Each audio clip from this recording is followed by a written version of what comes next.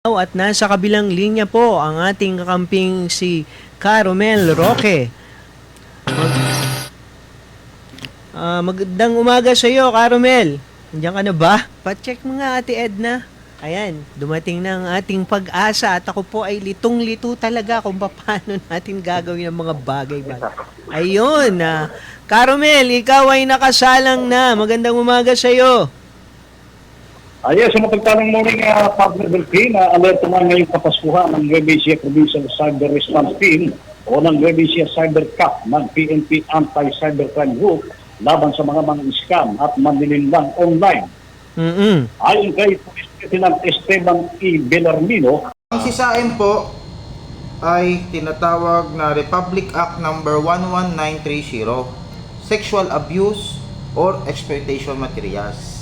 Ito po yung basta nakita po ng Meta o ng Facebook o ng TikTok na meron pong nag-post, nag-send sa inyo ng mga pribadong parte ng bata, nakahubo o nakahubad, at ginagamit po itong mga litrato na ito para makapagbenta at kumita, kayo po ay mapaparusahan ng violation under the Republic Act 11930 or the Philippine Anti-Online Sexual Abuse or Exploitation of Children and Anti-Sexual Abuse or Exploitation Material.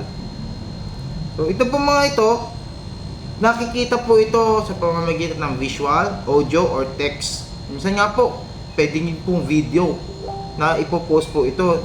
Nakikita po dito na meron po kayong pang-aabuso sa mga kabataan. Sabi po, pag nakita po namin, pupuntahan po namin kayo or aalamin namin kung nasaan kayo at tutulungan namin yung kabataan. Kaya po sa mga magulang, maaari po kayong makasuhan. Team Leader ng Nueva Ecija Provincial Cyber Response Team ay sa kumpila ang lalawigan ng Aurora. Habang sila ngayon sa iba't ibang uri ng scam at kaso online na maaaring mangyari ngayong kapaskuhan. Ibig ko niya na nagkaroon sila ng mahigit 40 encampment operation sa Nueva Ecija mula noong Enero 1, 2025. Sa mahigit 40 encampment na ito ay meron silang 11 warrant of arrest na naserve na may kaso online na kanilang hinuli. Dito ay meron silang 40 arrested persons. May na-rescue din silang 4 na minor de edad na ibinugaw online exploitation ng sinasabing kanilang mamulan. At sinala sa BS Kausap ng BSWD ang mga magulang at pinakitaan ng capable pa rin ang mga ito na alagaan ng kanilang mga anak. Kaya ibinalik sa kanila ang mga bata para sa unang offense.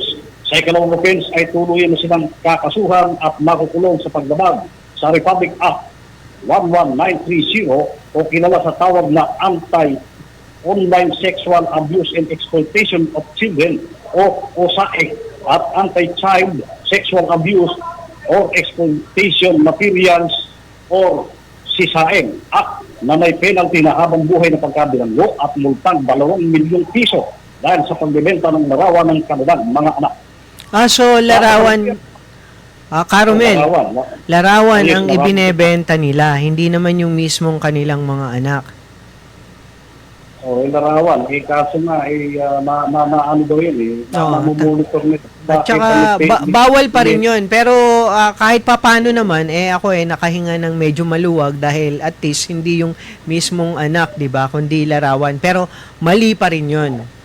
Di ba? Mali talaga dahil ito nga na-rescue ng ating mga kapulisan ng Anti-Cybercrime Group dahil sa hindi lang sa NAPOS, kundi nagkakaroon na ito ng tinatawag na kontratahan dahil nagkakaroon na ng chat so nagsisimula na may kontratahan na nagaganap, so papunta na ron na mismong yung mga bata na ang ibebenta. Oo, kaya may nahuhuli sila kasi na-monitor ni Meta, na-monitor din ni Anti-Cybercrime Group. Mabuti naman at meron tayong cybercrime group na nakatutok ngayon dito, sige, tapusin mo yung balita mo, pero meron akong tanong tungkol doon naman sa mga scams.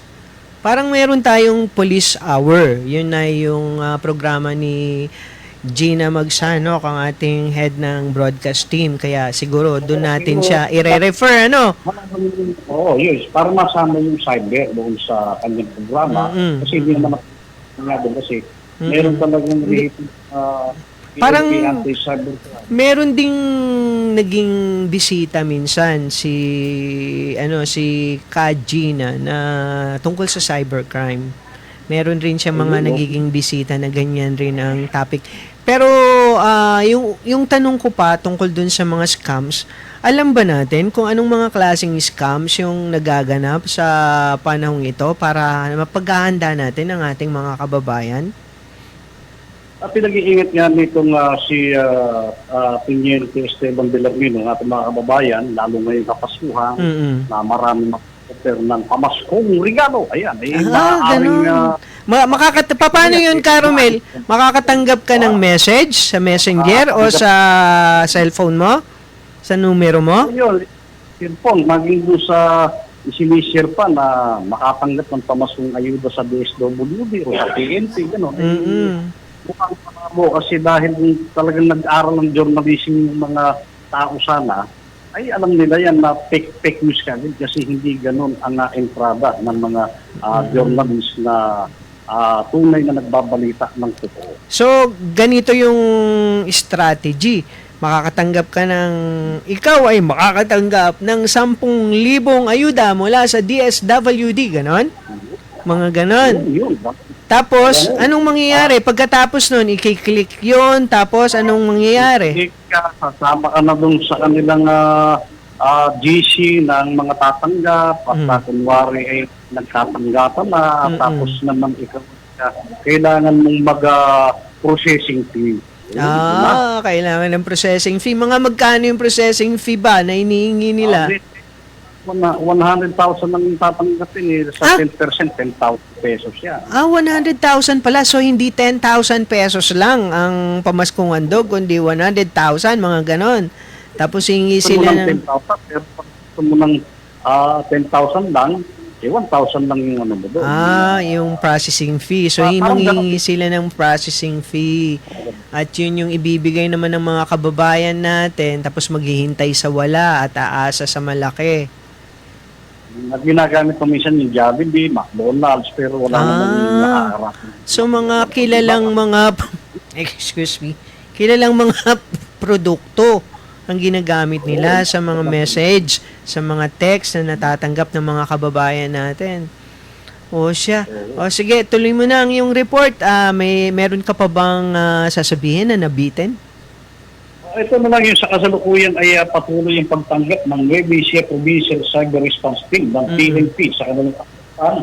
Magtubo po kayo kung bumabagabag sa inyo online sa Old Capitol Compound, August Avenue, Cabanatuan City, at kayo po ay kanilang aasistihan o tumawag sa kanilang hotline 0960-291-1083 0960-291-1083. Walang report mula Teka lang muna, huwag ka munang mag-aalis, Caramel. Sige, partner. Ang tanong ko sa iyo ay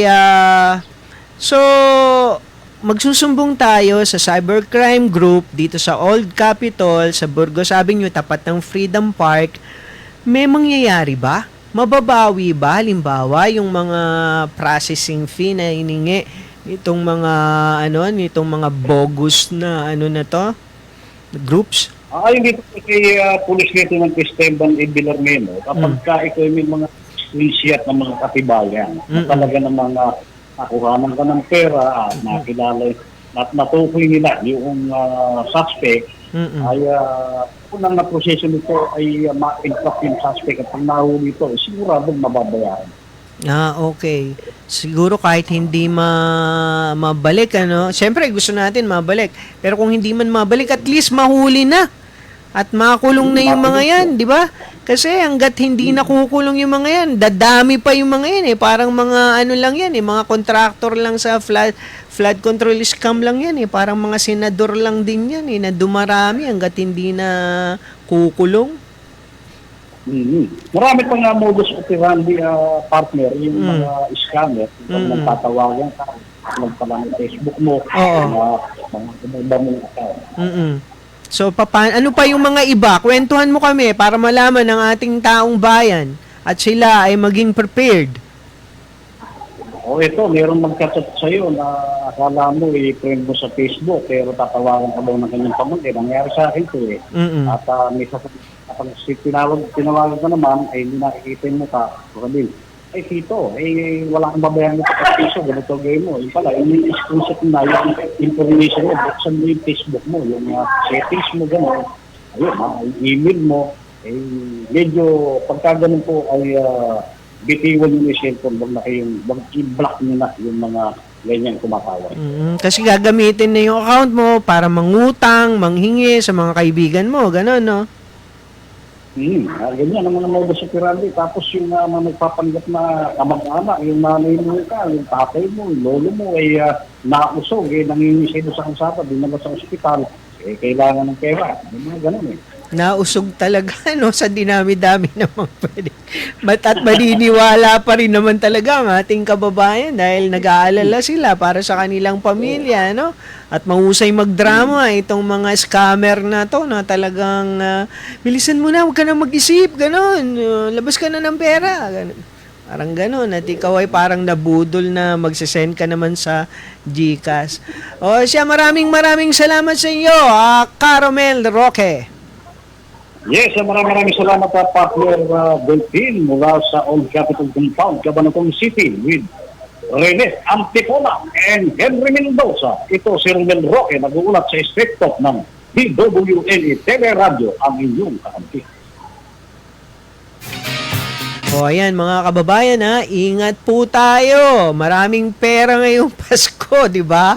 Nako, yung mga tumanggap ng mga bonus dyan at pagka medyo makapal ang bulsa natin, medyo maluwag rin tayo sa pagpapakawala.